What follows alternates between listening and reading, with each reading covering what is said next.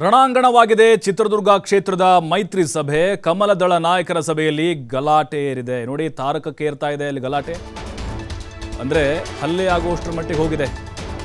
ಚಿತ್ರದುರ್ಗ ಕ್ಷೇತ್ರದ ಮೈತ್ರಿ ಸಭೆಯಲ್ಲಿ ಕಮಲದಳ ನಾಯಕರ ಒಂದು ಮೀಟಿಂಗ್ನಲ್ಲಿ ಈ ಗಲಾಟೆ ಆಗಿದೆ. ಫೇಸ್ಬುಕ್ ಕಮೆಂಟ್ ವಿಚಾರಕ್ಕೆ ವೇದಿಕೆಯಲ್ಲೇ ಗದ್ದಲ ಕೋಲಾಹಲ ಸೃಷ್ಟಿಯಾಗಿದೆ.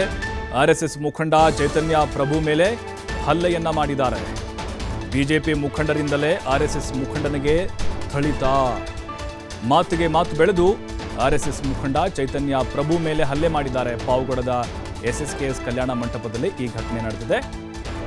ಮಾಜಿ ಮಂಡಲ ಅಧ್ಯಕ್ಷ ರವಿಶಂಕರ್ ನಾಯಕ್ ಹಾಗೆಯೇ ಯುವ ಮೋರ್ಚಾದ ಮಾಜಿ ಅಧ್ಯಕ್ಷ ಮಧು ಇವರ ವಿರುದ್ಧ ಆರೋಪ ಥಳಿಸಿದ್ದಾರೆ ಅಂತೇಳಿ ನಾವು ಗಮನಿಸ್ತಾ ಇದ್ದೀವಿ. ಹೊಡೆದಾಡಿಕೊಳ್ಳುವಂಥ ದೃಶ್ಯ, ಮಾರಾಮಾರಿ ನಡೆದಿದೆ. ನೋಡಿ ಹೆಂಗೆ ಹೊಡಿತಾ ಇದ್ದಾರೆ ಅಂತೇಳಿ ಅವರವರೇ ಕಚ್ಚಾಡಿಕೊಂಡಿದ್ದಾರೆ ಆರ್ಎಸ್ಎಸ್ ಮತ್ತು ಬಿಜೆಪಿ ನಾಯಕರು.